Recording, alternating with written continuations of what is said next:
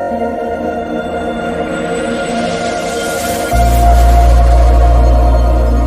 का शीर्षक है बुढ़िया की होशियारी। बहुत पुरानी बात है। एक घने जंगल के बाहर एक राज्य था। उस राज्य में सभी अज्ञानी लोग रहा करते थे। वहाँ का राजा भी अज्ञानी ही था, लेकिन फिर भी राज्य संपन्न था। उस राज्य पर इंद्र देवता की विशेष कृपा थी। संपूर्ण राज्य धन धान्य से परिपूर्ण था। किंतु सब दिन समान तो होते नहीं हैं। उस राज्य की खुशहाली उस समय भंग हो गई जब राज्य की सारी प्रजा को एक अनजाना भय सताने लगा और वे उसी भय के बीच जिंदा रहने को विवश हो गए। हुआ ये कि शाम के समय राज्य के पास वाले घने जंगल से किसी घंटे की टन टन की आवाज़ आने लगी। उस टन टन की आवाज़ के कारण पूरे राज्य में भय व्याप्त होने लगा। सभी लोग यही समझते थे कि हो न हो यह घंटा कोई भूत प्रेत बजाता है और एक ना एक दिन यह प्रेत उन सभी का विनाश कर डालेगा। हर किसी के चेहरे पर इस घटना से डर साफ दिखाई दे रहा था। लोगों ने प्रेत के डर के कारण अपने कामकाज पर ध्यान देना कम कर दिया था। इसी कारण राज्य की खुशहाली भंग होने लगी थी। प्रेत के आतंक के कारण वहां का राजा भी बहुत चिंतित था, किंतु उसकी समझ में नहीं आ रहा था कि आखिर करे तो करे क्या। कोई भी आदमी जंगल में जाने की हिम्मत नहीं कर पा रहा था। एक दिन राजा के मंत्री ने सुझाव दिया कि इस प्रकार डर डर का जीवन व्यतीत करने से अच्छा है कि राज्य में मुनादी करा दी जाए कि जो भी आदमी जंगल में से घंटे वाले प्रेत को पकड़ कर लाएगा उसे मुंह मांगा पुरस्कार दिया जाएगा। राजा को मंत्री का सुझाव पसंद आया और उसने मुनादी करा दी, किंतु इनाम के लालच में कोई व्यक्ति जंगल में जाने को राजी नहीं हुआ। उसी राज्य के बाहर जंगल के पास एक बुढ़िया रहा करती थी। संसार में उसका कोई और नहीं था। वह मेहनत मजदूरी करके अपना पेट पालती थी। राजा की मुनियादी सुनकर उसने प्रेत के पकड़ने की सोची। वह सोचने लगी कि पेट के खातिर खतरा तो मोल लेना ही पड़ेगा।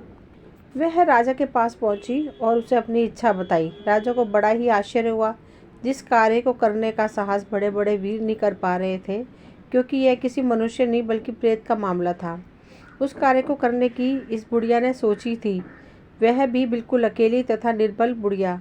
फिर भी जब उसने बुढ़िया के अंदर आत्मविश्वास देखा तो उसने उसे इस कार्य को करने की आज्ञा दे दी है। राजा की आज्ञा पाकर वह लोगों से मिली और उनसे घंटे की आवाज़ की दिशा मालूम की तथा जंगल की ओर चल दी।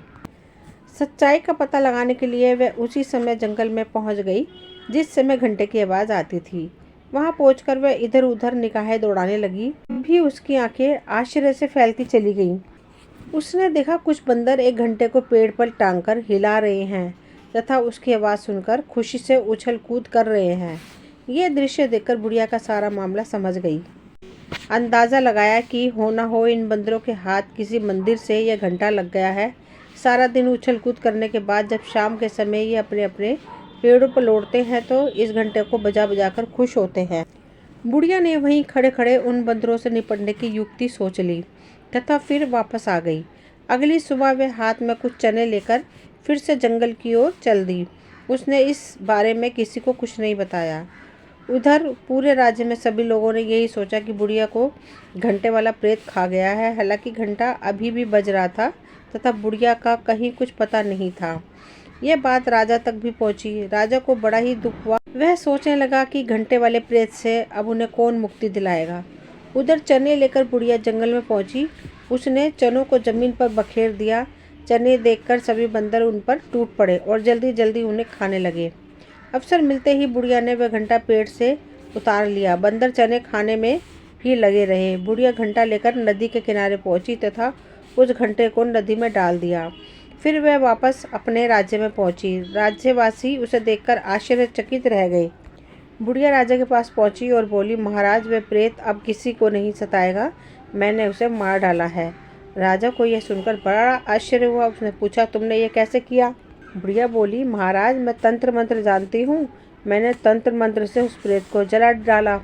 राजा ने उसे मुँह मांगा इनाम दिया। इनाम पाकर बुढ़िया अपनी झोपड़ी की ओर चल दी। वह सोच रही थी कि कितने मूर्ख हैं लोग, अगर ये जरा भी अकल से काम लेते तो इतना धन मुझ पर व्यर्थ ना करना पड़ता। दोस्तों ये कहानी यहीं तक थी। मुझे उम्मीद है आपको पसंद आएगी। अगर पसंद आए तो प्लीज़ लाइक शेयर सब्सक्राइब करना। मिलती हूँ अगली वीडियो में, तब तक के लिए थैंक यू।